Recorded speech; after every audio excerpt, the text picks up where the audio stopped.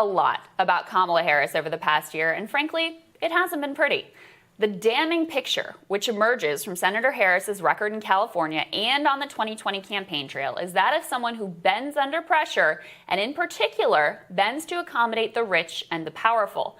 And while yes, the term ambitious is a loaded one when it comes to women, it's an accurate charge in this instance. Not because there's any crime in wanting to lead, but because it is a crime to believe that your own proximity to power is more important than any values.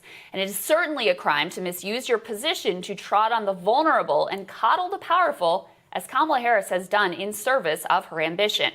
Now, parts of Kamala's record were laid bare during the Democratic primary. Tulsi Gabbard exposed the fact that while she was calling herself a progressive prosecutor, the truth is that Kamala originally positioned herself as a sort of law and order candidate. She aggressively prosecuted nonviolent marijuana users and even launched a war on truancy that criminalized parents if their kids missed too much school. Poor hubby. Poor hubby. No.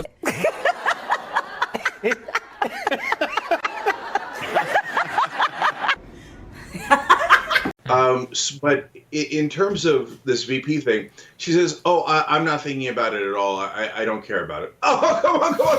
What a preposterous lie! What a ridiculous lie! Who in their right mind would believe that? How could anyone in the press, not only take that seriously, but not call her an outright liar for saying that? Everyone knows she's thinking about that job 24/7. It'd be absurd to claim otherwise.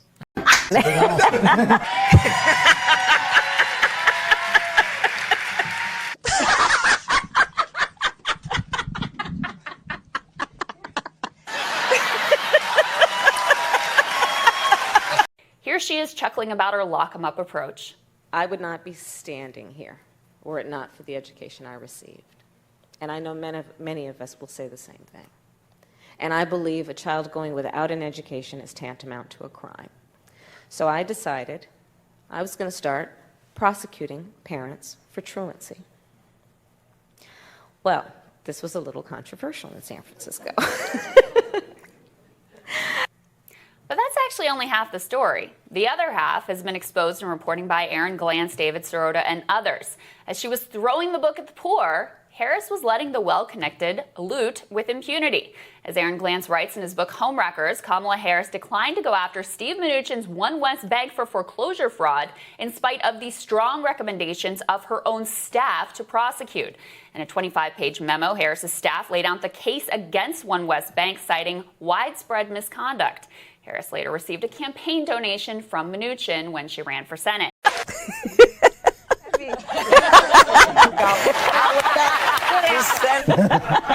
knows how to sell right there, okay.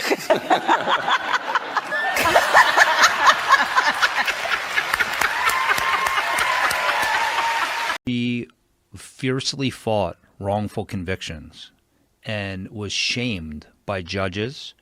When she was district attorney in San Francisco, what was the case? The Gage case? George Gage. The George Gage case, where her prosecutors hid evidence and they tried to protect. Once she knew that there was evidence that was withheld from defense attorneys, once she should have known, in my opinion, that people were innocent, she tried to protect those convictions. Why? Because she wanted to continue winning.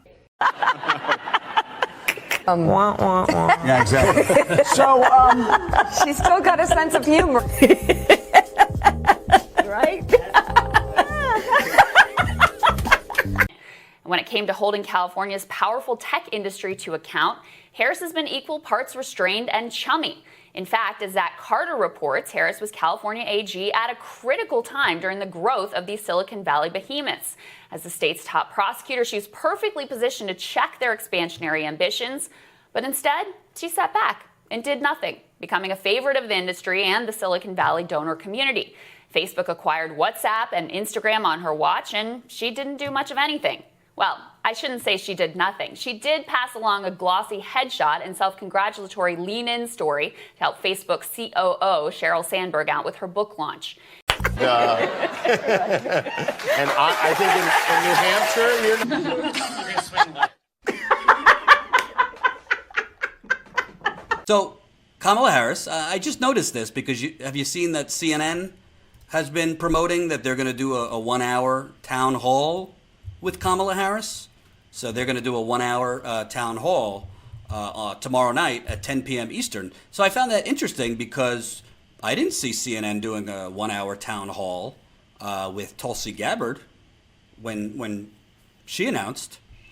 Or, in fairness, Julian Castro, Kirsten Gillibrand. I didn't see CNN doing a 1 hour town hall with any of those people. So why is Kamala Harris essentially getting a 1 hour infomercial from CNN? I mean, they're not going to go tough on her. So then I looked at the donor sheet, because it's always, what do I tell you? Follow the, say it with me, follow the what? Follow the money. It's the money, Lebowski. Follow the money. So I looked at the donor sheet, and what do you know? What do you know? Kamala Harris's top donor in her short career is Warner Media Group. Warner Media Group. Warner Media Group was Time Warner.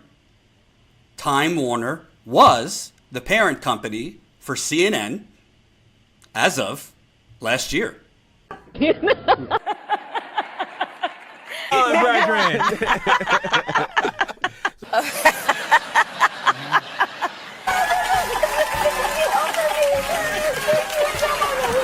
Here Harris is back in 2010 explaining her philosophy on big tech, which basically boils down to business is business and business must grow. How do you think about enforcing antitrust? And again, as you said, it's happening here. So there's a big interest in the government of California to make sure that this industry is thriving. So Absolutely right. How do you strike this balance? I think you've articulated it. I mean, it really is. We cannot be short-sighted. No. And so that's part of it. And so it is to recognize that we have to allow these businesses to develop and grow. This hands-off approach has continued to be relevant in 2020 as Harris failed to offer a structural critique of tech giants and instead collapsed to the cheap resistance bait of calling on Twitter to ban Donald Trump from the platform, a way to signal seriousness while actually threatening no one's business model or financial interests.